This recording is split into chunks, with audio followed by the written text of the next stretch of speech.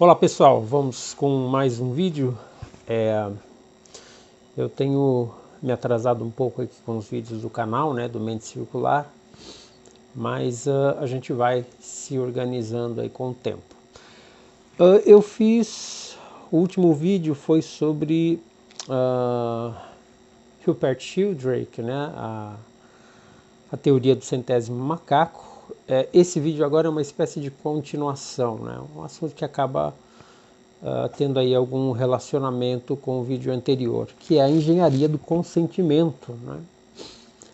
Bom, então o escravo perfeito é aquele que não sabe que é escravo, é aquele que mesmo tendo em mãos a chave para abrir a sua prisão, ele prefere ficar preso por se sentir mais seguro, e talvez você seja esse escravo perfeito, tá? O Sigmund Freud, ele dizia que as forças primitivas, agressivas e sexuais estavam escondidas no abismo das nossas mentes, no inconsciente das pessoas. Então, o Freud acreditava que essas forças deveriam ser controladas, do contrário, a vida seria impossível, porque o ser humano se autodestruiria ou levaria a sociedade ao caos. E o sobrinho do Freud, Eduard Bernays, ele usou dessas teorias do Freud, para manipular as massas. Tá? Então foi o Eduard Bernays que levou essas ideias para as grandes corporações e indústrias americanas, para as grandes famílias e os homens mais poderosos do mundo. Foi então o Eduard que levou essas ideias do Sigmund Freud, baseado em toda essa teoria de manipulação, de todo esse conhecimento da mente humana. O Eduard Bernays usou isso dentro da publicidade. Tá? Então, tudo isso, aí, depois aí do pós-guerra, final da Segunda Guerra Mundial, em meio a um caos comercial deixado pelo pós-guerra, a Europa sendo reconstruída, os Estados Unidos estava aí saindo da Grande Depressão do início do século, então estava uma situação bem complicada, E através dessa nova perspectiva dentro da publicidade, desse novo instrumento, então aí deu o início ao que hoje nós chamamos de consumismo. Aí foi a origem do que nós chamamos de consumismo hoje, ou seja, o Eduard Bernays levou essas ideias para essas grandes empresas, usando dessas ideias para fazer com que as pessoas comprassem aquilo que elas não precisassem, associando primeiramente os produtos, essas coisas, depois vendendo ideias e posturas relacionadas aos desejos inconscientes das pessoas. Então, a partir daí, esse pequeno grupo de pessoas que comandam o mundo, eles passaram a entender melhor o padrão mental das massas, da população, de como é que as massas pensam, como é que elas funcionam. E então a gente passou a ser dominado por esse número pequeno de pessoas. É um grupo pequeno de pessoas, mas por terem esses conhecimentos todos, eles se tornaram muito ricos e muito mais poderosos. Tá? Então, o próximo passo foi o controle político das massas. Daí também nasceu a chamada relações públicas. Tá? Quando as pessoas elas estão realizadas com seus desejos, elas se tornam mais mansas e mais fáceis de manipular. Então, eles aprenderam isso. Isso é uma regra. Então, por exemplo, a gente colocar nos dias de hoje, o uso da máscara, o isolamento social são frutos dessa engenharia do consentimento. que colocou tanto medo na população e ao mesmo tempo ofereceram paliativos de segurança, né, máscara, isolamento, né, e que hoje há inúmeras pessoas com verdadeiro terror, né, verdadeiro pânico de sair às ruas. Tá?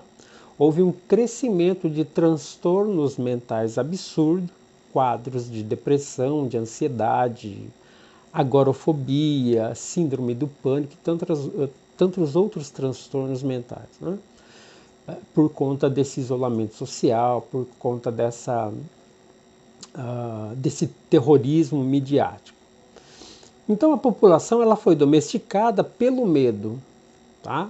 As pessoas não só se acostumaram a usar máscaras, mas elas passaram a gostar, né, de fazer uso dessas máscaras. Tanto que se hoje, por exemplo, se a OMS decretasse aí o uso, o fim do uso das máscaras, né, por completo, né? Se a OMS dissesse, não, olha, a partir de hoje ninguém mais precisa usar máscara. Ainda assim, passaria aí por um tempo, sei lá, um ano, para que todo o desmame de uso de máscaras fosse concluído. Quer dizer, pessoas ainda continuariam usando durante um bom tempo, né? Mesmo que, hipoteticamente, a OMS decretasse que não precisa mais usar máscara, tá? Esse comportamento já é esperado, né? Isso porque, desde o surgimento da engenharia do consentimento, essas grandes organizações, esse pequeno grupo de pessoas, sabem estimular em nós, em nossa mente, os nossos desejos inconscientes, né? E foi então através do Eduard Bernays, né, que era sobrinho do Sigmund Freud. Então foi através dele que a publicidade e o marketing se desenvolveram, e foi justamente nessa época que surgiram as grandes empresas de publicidade e propaganda.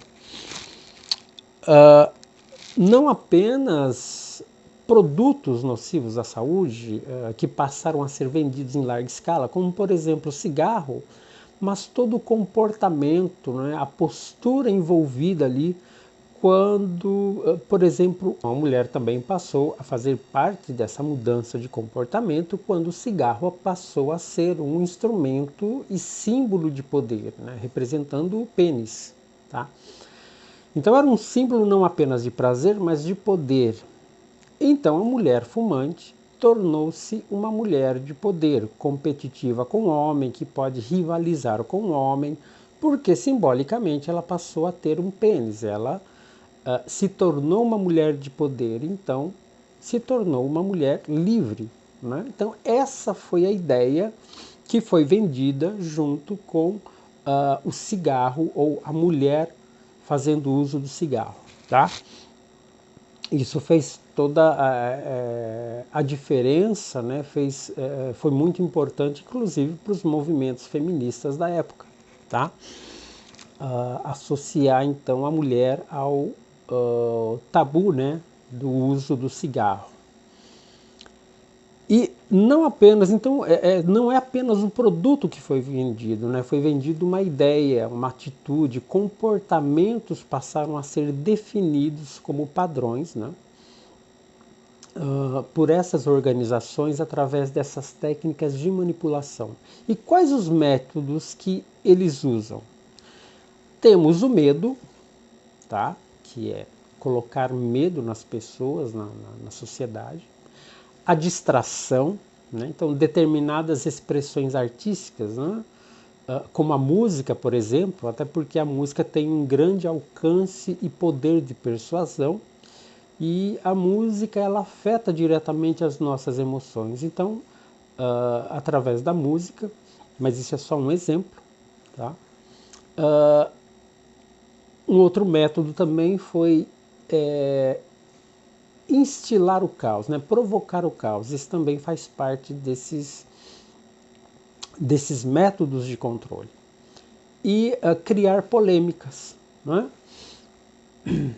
Em resumo, então, nós vivemos uma guerra silenciosa que acontece no terreno de nossas mentes, tá? A população é levada a se comportar de maneira como eles desejam. E esses estímulos, nós mesmos buscamos esses estímulos, seja através dos filmes, né? Hollywood é um dos grandes responsáveis por isso. Temos as novelas, né? A indústria da música, principalmente quando a indústria fabrica aí um cantor, uma cantora, né? Um popstar, né?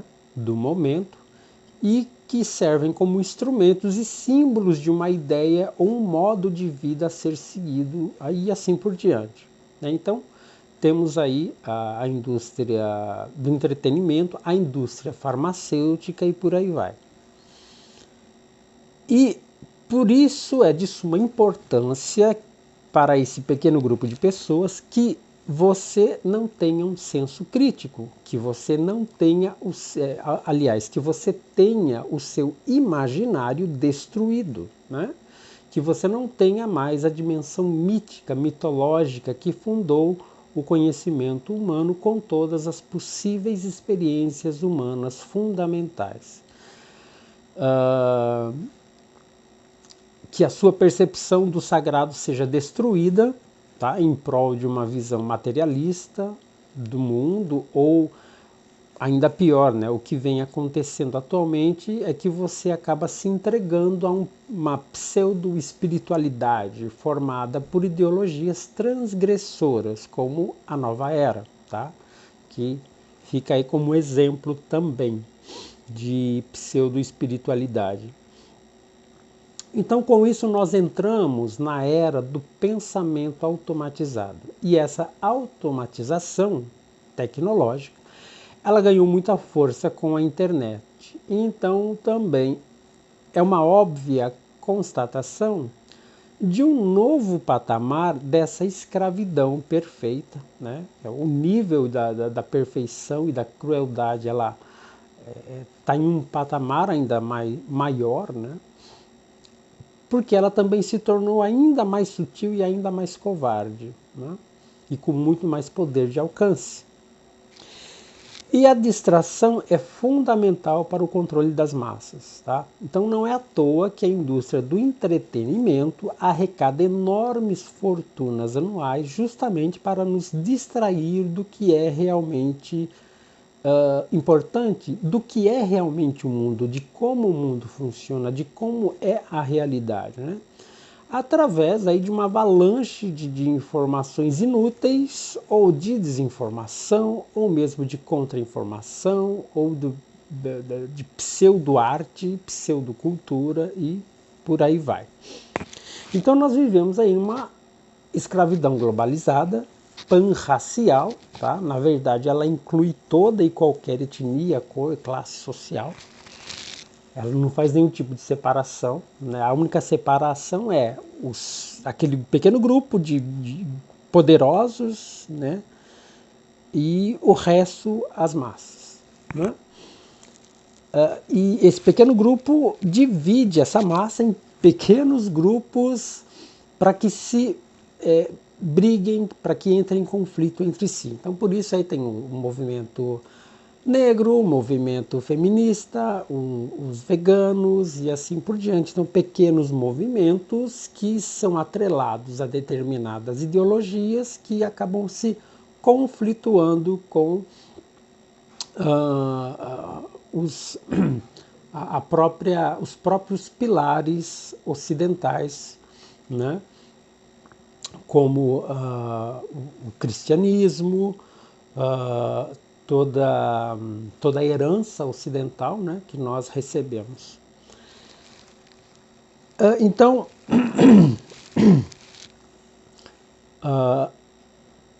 essa escravidão, ela acaba sendo solícita, porque ela faz tudo por você, ela nos livra de pensarmos, ela nos livra de saber quem somos, porque isso é dolorido, né? Saber quem você é, de onde você veio, para onde você vai, isso é muito dolorido, é muito complicado, então essa escravidão tira tudo isso de nós, né? Tipo, não importa, não pense nisso, esqueça isso, vamos nos divertir, né? Que a vida é curta e assim por diante. Então essa escravidão ela acaba nos libertando do nosso senso crítico, ela nos livra das escolhas e das responsabilidades, né? E nos dá mais direitos do que merecemos. E com isso ela nos livra também da aflição da dúvida e do peso da responsabilidade. Tá? Então é por isso que hoje em dia, principalmente as novas gerações, falam muito sobre direitos. Direitos, nós temos direitos disso, temos direitos daquilo, mas ninguém fala em responsabilidade, em assumir responsabilidades. Falam-se apenas em assumir direitos que são próprios de se receberem, que merece se receber. Nós temos esses direitos e merecemos receber esses direitos, né? Mas ninguém fala em responsabilidades. Tá? E essa escravidão ela não precisa de espaço físico, não precisa de cela, não precisa de correntes. Né? A prisão é mental. Por isso os muros, as grades e as correntes são comandos e gatilhos mentais, né? E o segredo é nos manter ocupados ao máximo, seja nos entretendo ou nos aprisionando em horas de trabalho. Tá? Então nós estamos presos na escala de Maslow, na pirâmide das necessidades humanas básicas, e de acordo com a ideia de Maslow, os seres humanos vivem para satisfazer as suas necessidades, com o objetivo de conquistar a sonhada autorrealização plena. Tá? Então, o esquema descrito na pirâmide de Maslow trata-se justamente da hierarquização dessas necessidades ao longo da vida de cada ser humano. Tá? Então, essa pirâmide ou escala é um conceito criado na década de 50 pelo psicólogo norte-americano Abraham Maslow. Né? E essa pirâmide ela se divide da seguinte forma. Nós temos então na base, a base maior da pirâmide, estão as necessidades fisiológicas. A alimentação, o sexo, né? São as necessidades primárias, primitivas e instintuais. Ela está na base de tudo. A segunda base é a nossa necessidade de segurança, de sentirmos seguros. A terceira base estão as nossas necessidades sociais, família, as amizades, a intimidade sexual. Né? E a quarta base é a nossa autoestima, a nossa autoconfiança e o respeito dos outros. E no topo da pirâmide está a necessidade de autorrealização, né? A nossa criatividade, a moralidade, a nossa espontaneidade, a solução dos problemas. Tá? A maioria dos seres humanos não chega nem da terceira base, não passa da terceira base. Tá? Então há um esforço por parte desse pequeno grupo de poderosos de manter você preso na primeira e na segunda base. Tá? É um esforço para manter a população na primeira e na segunda base, não chegar nem à terceira base. Tá? Então, se você pega hoje, por exemplo, as expressões ditas artísticas, elas trabalham muito com a questão do sexo. Né? E então ela atrela muito a sociedade, a população dentro dessas manifestações ditas artísticas, mas que tratam apenas do sexo. O linguista e filósofo e sociólogo Noam Chomsky fala das estratégias de manipulação midiática. Tá? Então, primeira estratégia é a estratégia da distração, que é o que vai impedir com que as pessoas se interessem pelos conhecimentos essenciais. Então, é manter as pessoas ao máximo ocupadas para não ter tempo para pensar no que realmente é importante. Segundo, criar problemas para trazer soluções. Por exemplo, cria-se um vírus e traz como solução o confinamento das pessoas dentro de suas casas e a promessa de uma cura salvadora. Terceiro, a estratégia da gradação faz com que a população aceite uma medida inaceitável, difícil de aceitar, mas vai aplicando ela de maneira gradual durante anos, né? Por exemplo, quando a pedofilia ela era tida como um crime hediondo, depois passou a ser um crime menos grave, depois de um tempo a população já acostumada faz-se acreditar então que se trata não mais de um crime, mas de doença, e ao aceitar isso, o próximo passo é fazer com que a pedofilia seja apenas um comportamento natural e que deve ser aceito, né? Por todos, né? Porque aí entra a questão da inclusão social, né? Que, ou seja, todos nós temos as nossas necessidades naturais e isso deve ser aceito por todos.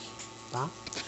A quarta estratégia, que é o deferimento, é fazer aceitar uma decisão inaceitável, apresentando essa decisão, como algo doloroso, porém necessário, né? Conseguindo aí a aceitação pública de imediato para aplicar a decisão no futuro, fazendo então com que a população no futuro, fazendo com que a população venha acreditar que as coisas vão melhorar, né? A gente vai passar por um momento difícil, doloroso, mas tudo vai melhorar lá na frente, lá no futuro tudo vai estar resolvido. Tá? O quinto ponto é tratar o público como criança.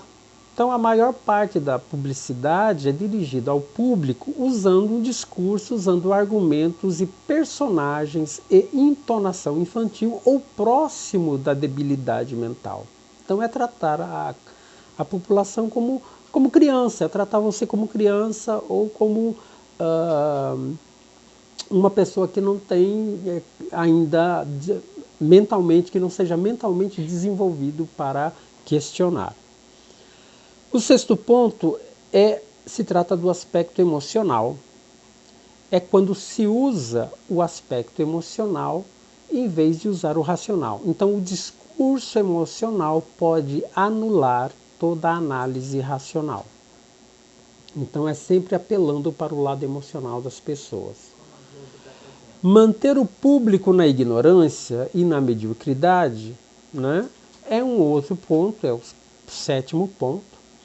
Então, a gente pode ver isso pela qualidade da educação, que deve ser o mais pobre e medíocre possível. É o fenômeno global para o emburrecimento geral. Tá? Esse tema ele é abordado na obra do Maquiavel Pedagogo, do Pascal Bernardin. Inclusive, eu tenho vídeos sobre esse livro aqui no canal. Dei uma olhada aí na playlist. Aí temos o quinto ponto, que é a incitação da revolta pela culpa, né? É incitar a população a se revoltar. E para finalizar, temos aqui um nono ponto, que é conhecer melhor cada pessoa mais do que elas mesmas. Então é o que acontece hoje. Por exemplo, essas grandes empresas de mídias, né? Pegamos aí, por exemplo, o Facebook, Instagram, todas essas grandes big techs, elas conhecem muito mais você do que você mesmo, né? Então, isso aí é um outro ponto. Então, esse conjunto ideário moderno que se chama de educação, na realidade é mera ilusão. O professor José Munir Nasser cita o padre Ivan Illich, que ele propõe, o padre Ivan Illich, ele propõe o fechamento das escolas. Isso porque o que se acostumou a chamar de educação nada mais é do que algo aproximado daquilo que chamamos de ensino. Ensino não é educação. Tá? O que se chama de ensino é basicamente uma metodologia de distribuição de posições sociais ou cargos. Tá? Então, você vai para esse cargo, você vai aprender isso para se encaixar nesse esquema da sociedade, nesse ponto e assim por diante. Então, é uma distribuição de cargos e posições sociais. Tá? Então, o brasileiro ele é muito deslumbrado com currículos e diplomas, mas não valoriza o conhecimento de fato. Não importa se você tem conhecimento de um assunto, Não importa, ainda que você tenha domínio sobre esse conhecimento, se você não tem diploma provando isso, então você não serve. Por outro lado, se a pessoa ela pode ter inúmeros diplomas, mas não entender nada do que ela deveria entender, não tem problema. Isso não é obstáculo para o mercado de trabalho. Tá? Então, a pessoa pode apresentar lá um papel, um diploma, mesmo que ela não tenha conhecimento nenhum daquilo, ela é aceita pelo mercado, porque a valorização está no diploma, no papel, e não no conhecimento de fato.